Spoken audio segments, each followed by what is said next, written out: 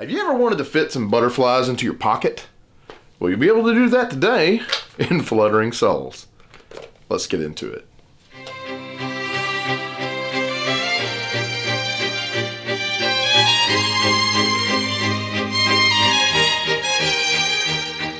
Hey there everybody, welcome back to the Dice Odyssey. I'm Kaz, and today we're going to be talking about a little card drafting set collection game called Fluttering Souls.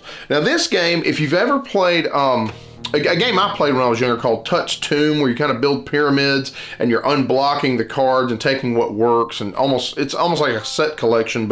Or Seven Wonders Duel is another good one. I have that game on my shelf, as a matter of fact. I really enjoy that game. So I was already kind of a shoe-in to possibly like this game because of the style of it, since I like that one. And I loved Touch Tomb growing up. Again, you may not even know what that game is, but this game is kind of based off of an old, I think it's a Japanese proverb, I could be wrong, where the story is basically in such that, you know, lost loved ones turn into fluttering souls, or butterflies, white butterflies I think it was, and they're never really gone. And it's a really, really sweet story because I don't want to go too deep into it because that's this person's business, but the designer kind of based it on something that's happened in his own life. Mr. Joe Lewis, really nice man. I actually met him at Gen Con, really great guy. But anyway, yeah, let's go ahead and get into it. I'll show you a little bit of how it's played, and then I'm going to come back with my final thoughts. As you can see, I've already set this up according to this description here. Okay, and the cool thing about this game is you've got a ton of different types that you can set this up in. It's one of my personal favorites, but I also like the pyramid shape, right? And it shows you the blacked out spots. The blacked out spots mean the ones that are flipped over and you don't know what they are. Okay, so that's how you'd basically set it up. But there are a ton of these different types. So there's a lot of variety to go through, and you can really have fun with it. I really like that one. I don't know. So anyway, there's a whole stack of these, as you can see, okay? And the game is dead simple. The person who has the most points at the end of this game is going to be the winner. And the way that you do that is on your turn, you take a card.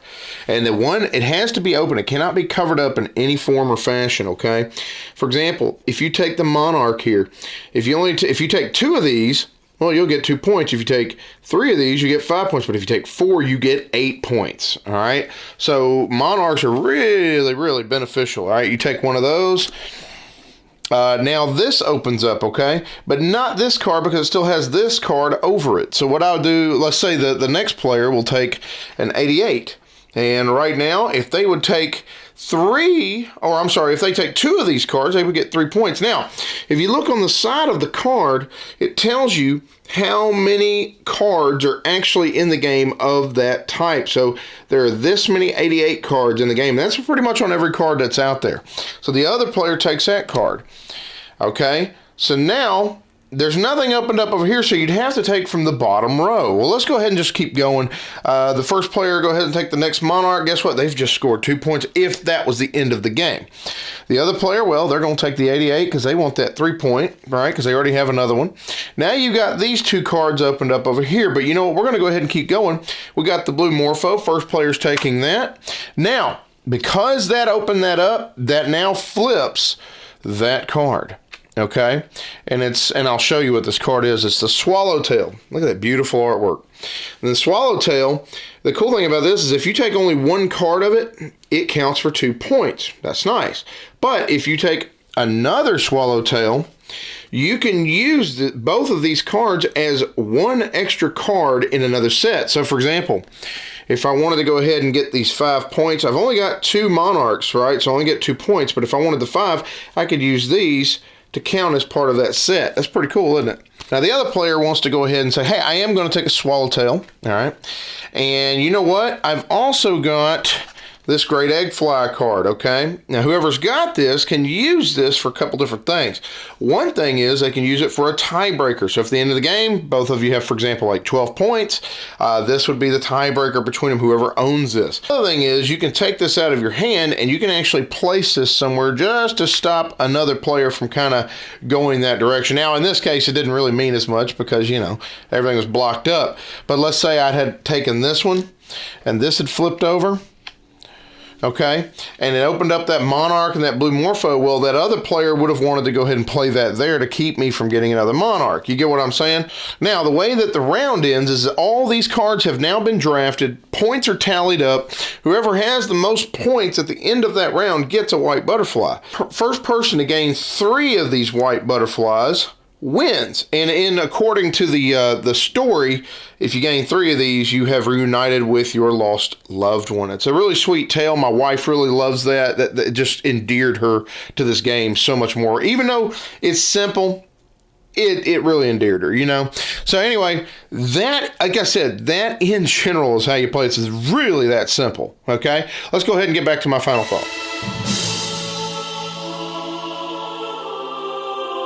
So did I like this game?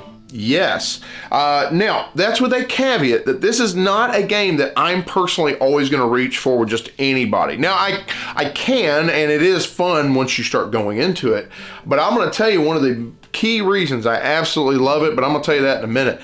First thing I'm going to do is get into my pros, and then get into my cons, and then I'm going to get into my final rating, okay?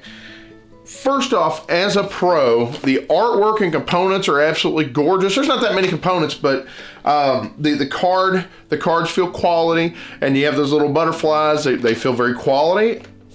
That's enough said. The butterflies, the artwork is gorgeous. Fact of the matter is, beautiful looking games make you want to sit down and play, okay? When people walk past this, they're gonna look at the table and go, oh, that's pretty. What's that about? You know, another pro is the mechanics. Really enjoyed the drafting, really enjoyed the set collection and trying to collect what I needed to score my points. The great egg fly is kind of cool as it is a tiebreaker and it can be used to block other people off from going to a certain place. It's not really that much of a take that game. Granted, it is competitive. You're trying to stop somebody else from getting their points sometimes and get your points. Sometimes you might sacrifice something you want to do just to stop them because you're going, oh my goodness, they're going to have a ton of points over there. If I don't stop them from getting the Blue Morpho, what was that one? The Monarch. The Monarch, for example, you know, they get 3 or 4 of those. Oh my gosh, a lot of points. And so sometimes you might want to go, I want to take that Monarch. Just, you know, it might hurt me in the long run, but it keeps him from getting whatever 8, 10 points it was. So that's about the only real meanness in the game. There's not much of it, you know. So it's a pro. It's a simple, competitive, simple, you know, relaxing game, really. It's not that uber competitive. And so I really enjoyed it.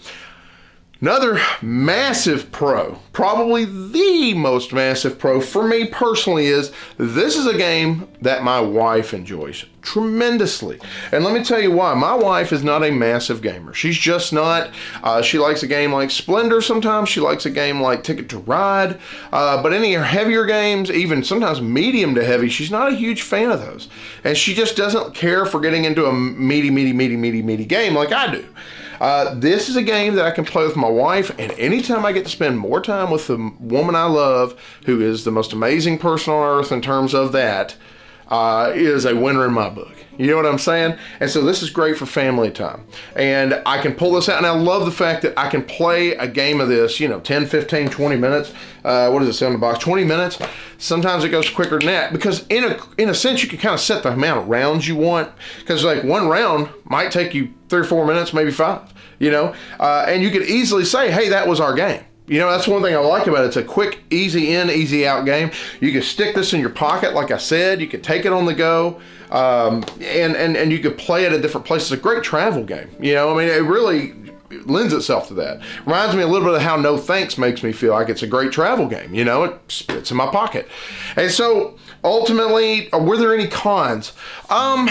Not really. It's more subjective. I would say that the only real con is if you go into this game expecting it to be deeper than it is. If you're expecting something like Seven Wonders Duel, that ain't happening here. As a matter of fact, they remove a ton of those mechanics from Seven Wonders Duel and just stick with the drafting and set collection, and that's it. Now, like I said, it may not be a game I pull out with everybody, okay? It's just not normally a game I would be immediately gravitating towards. It's just not. But because I get her into it, it's never going to leave my collection, and we will play it regularly. I can almost guarantee you that. If you want a simple, fun, gorgeous, light, easy to get in and out of game that, I mean, just goes down well, you know what I mean, like a spoonful of sugar. You should check this game out. What do I give this on a final rating? Right now, because of how I feel about it and the fact that it brings my wife to the table more often, this is an 8 out of 10 for me personally, all right? Great game, great company. Thank you so much for watching the Dice Odyssey videos. You have a blessed day, and game away.